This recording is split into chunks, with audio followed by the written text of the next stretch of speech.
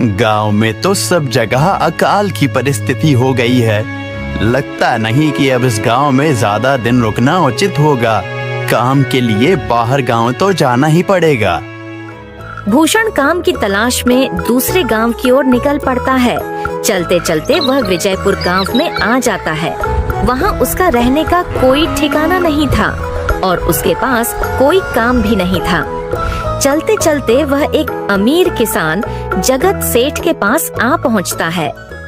सेठ जी, मैं भूषण दूसरे गांव से आया हूँ। हमारे गांव में अकाल की परिस्थिति हो गई है। लोगों के खेत सूखे पड़े हैं। गांव में बूंद बूंद पानी के लिए लोग तरस रहे हैं।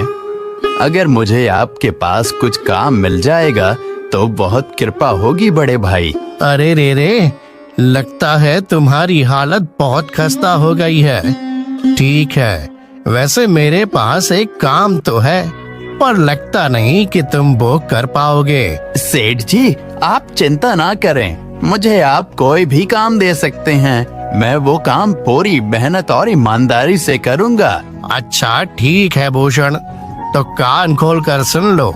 मेरे पास 50 गायें और 50 भैंसें हैं। तुम्हें हर रोज इन जानवरों का गोबर निकालना होगा और रोज सुबह शाम उन्हें चारा पानी देना होगा। महीने के आखिर में तुम्हें इस काम के लिए 200 रुपए मिलेंगे।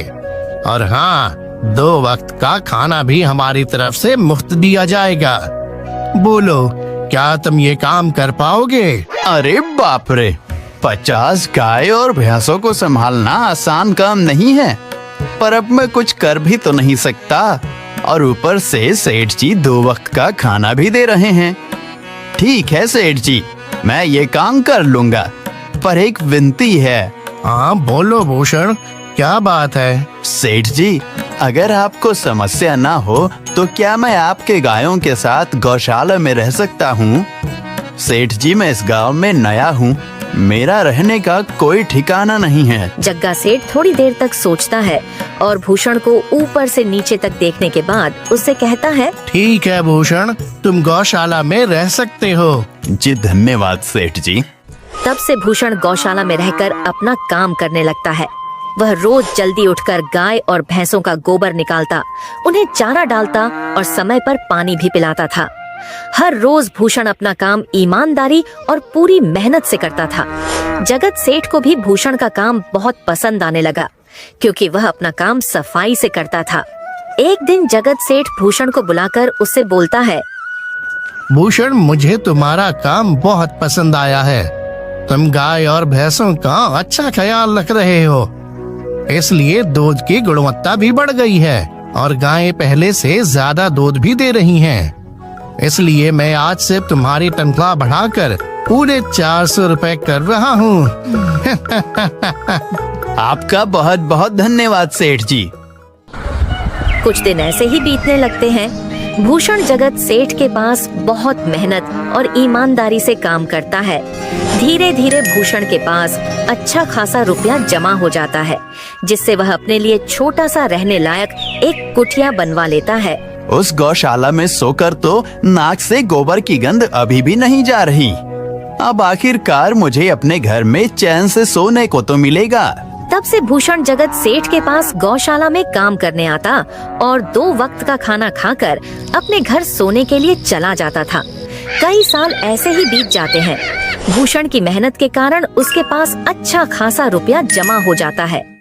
एक दिन भूषण जगत सेठ से बोलता है, सेठ जी, आजकल गांव में चोरी की समस्या बहुत बढ़ गई है और मेरे पास कुछ रुपए भी जमा हैं जो मैंने अपने घर में रखे हुए हैं, पर मुझे उन पैसों की चोरी की चिंता हो रही है। आपको तो पता है कि मैं दिन भर आपके पास ही काम करता हूँ और सिर्फ रात में ही घर सोने जाता हूँ, इसलिए मुझे रोज उन पैसों की चोरी की चिंता सताती है। हाँ भूषण, तुम बात तो बिल्कुल सही कह रहे हो।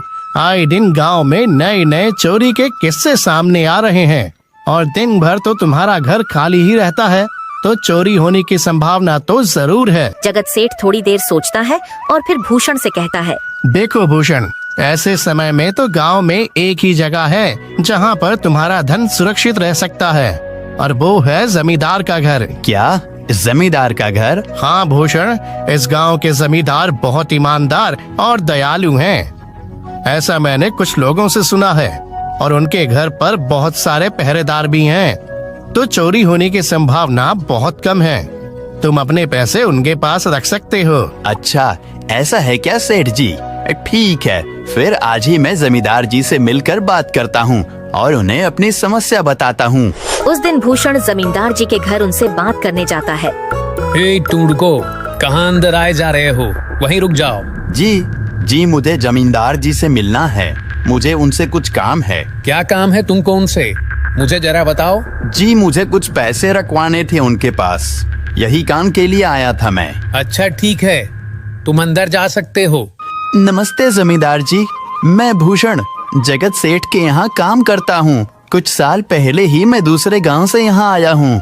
अच्छा भूषण, बोलो तुम्हारा क्या काम है मेरे पास? जमींदार जी, मैं सालों से जगत सेठ के पास काम कर रहा हूँ और मैंने कुछ रुपए भी जमा कर लिए हैं।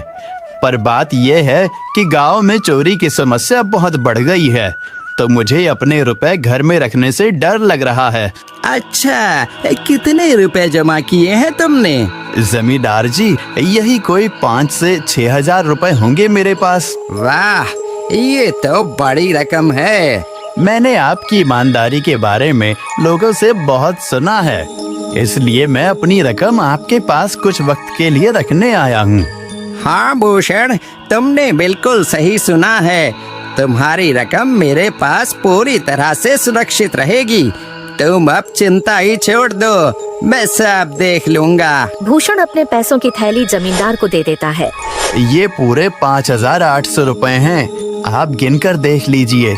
गिनने की क्या जरूरत है? तुम तो जगत सेठ के आदमी हो, मुझे तुम पर पूरा विश्वास है। जमींदार जी, आपका बहुत बहुत धन्यवाद।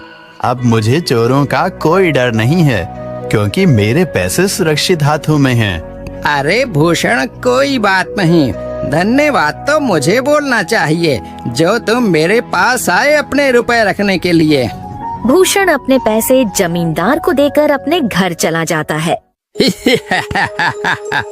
हाँ भूषण, तुम्हारे पैसे मेरे हाथों में ही अच्छे लगते हैं। ऐसे ही भूषण ईमानदारी और मेहनत से जगत सेठ के यहाँ काम कर रहा था। देखते ही देखते 2 साल ऐसे ही बीत जाते हैं।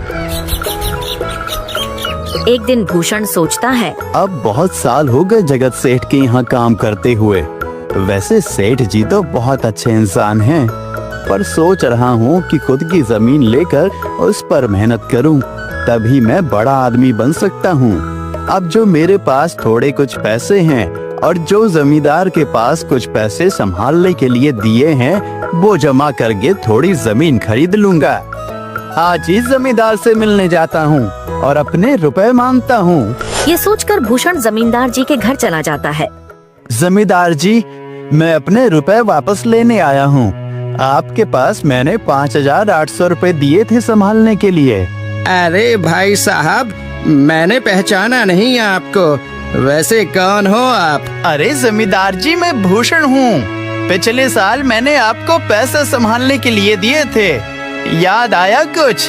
अरे भाई साहब, मेरे पास कितने सारे लोग आते जाते हैं पैसे रखने के लिए, और सभी के साथ मेरा अच्छा व्यवहार होता है। वैसे आपके पास कोई कागजात हैं क्या? क्योंकि मैं हर व्यक्ति से कागज पर ही व्यवहार करता हूँ।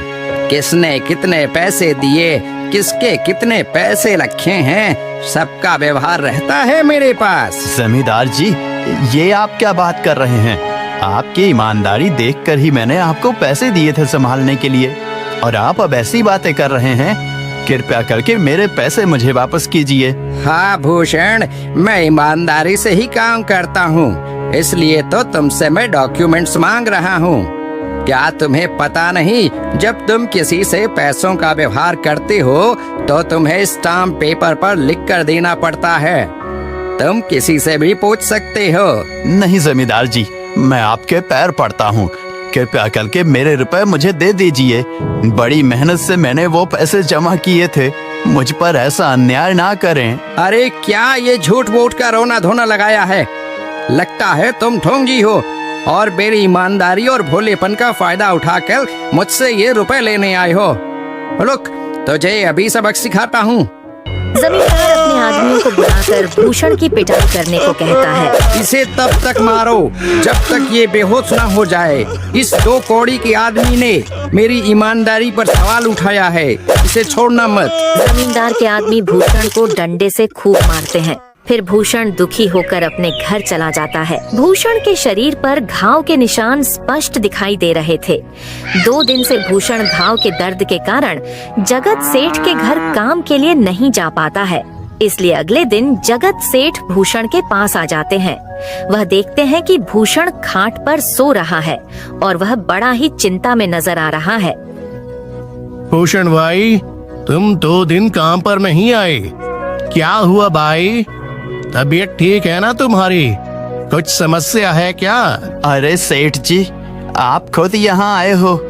आप खबर भिजवाते तो मैं खुद चला आता। अरे भूषण, कोई बात नहीं, तुम्हें देखकर लगता है तुम बीमार हो। क्या हुआ है तुम्हें? जगत सेठ, क्या बताऊं, जिस जमींदार के पास पिछले साल मैंने अपने पैसे संभालने को दिए थे, वो आज मुझे पैसे वापस नहीं करना चाहता। वो बहुत लालची इंसान है, वो लोगों को ठग रहा है। और जब मैंने बाद में गिड़गिड़ाना शुरू किया तो उसने डंडे से मार मार कर मेरी पिटाई करवा दी और मुझे वहां से धक्के मार कर निकाल दिया। अरे बाप रे, ये तो बड़ा ही गंभीर विषय है। मैंने तो जमींदार के बारे में अच्छा ही सुना था, पर मुझे भी नहीं पता था कि वो इंसान इतना गिरा हुआ है। तभी मैं सोचूं, हर साल उसकी संपत्ति इतनी ज्यादा कैसे बढ़ रही है। मुझे माफ कर दो भूषण, मैंने ही तुम्हें जमींदार के पास जाने को बोला था। गलती तो मेरी भी है। नहीं जगत सेठ, आप तो मेरा अच्छा ही सोच रहे थे। ये तो उस जमींदार का लालच है। अब लगता नहीं मेरे पैसे उस जमींदार से वापस मिलेंगे भी। भूषण, मेरे पास एक तरकीब है जिससे मैं तुम्हारे पैसे तुम्हें वापस दिला सकता हूँ। जगत सेठ भूषण के कान में सारी तरकीब बताता है। ठीक है सेठ जी, हे ऊपर वाले, ये तरकीब कामयाब होने दीजिए। अगले दिन जगत सेठ बहुत सारे पैसों को एक सूटकेस में भरकर खुद जमींदार के घर जाता है। अरे जगत सेठ, आज आप खुद यहाँ? बोलो भाई, इस गरीब के घर कैसे आना हुआ? हमारा तो ये सौभाग्य है कि आप जैसे धनी आदमी के चरण हमारे घर में लगे हैं। नमस्ते जमींदार जी। अरे जमींदार जी, आप तो मुझे अब लज्जित कर रहे हैं।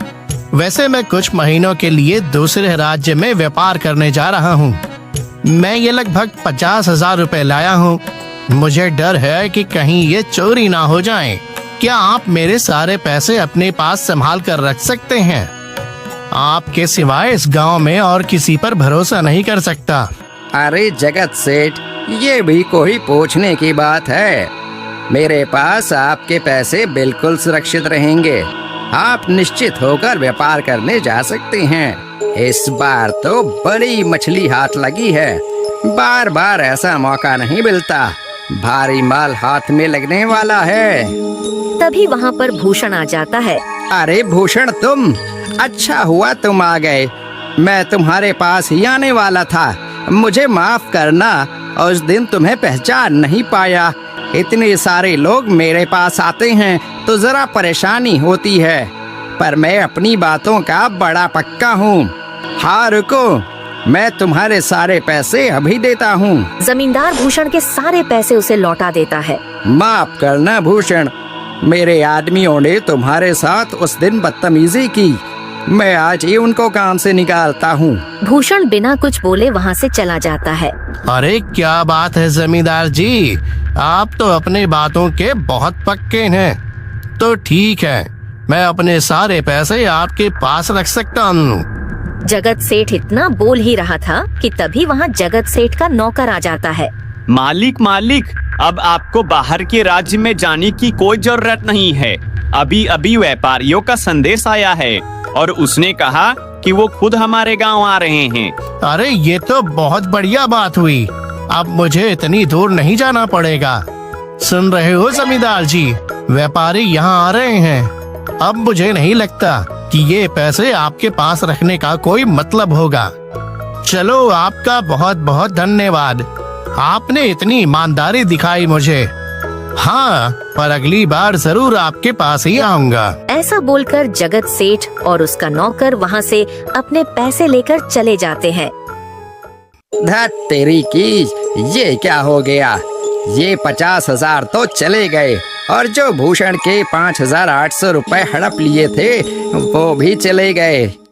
आपका बहुत बहुत धन्यवाद सेठ जी। अगर आज आप ना होते तो मेरी सारी जमा पूंजी वो जमींदार हड़प लेता। भूषण, कोई बात नहीं। जो व्यक्ति मेहनत और ईमानदारी से कमाता है, ऊपर वाले उसका कभी बुरा नहीं होने देते, और जो हराम की कमाई का खाता है उसका कभी अच्छा नहीं होने देते।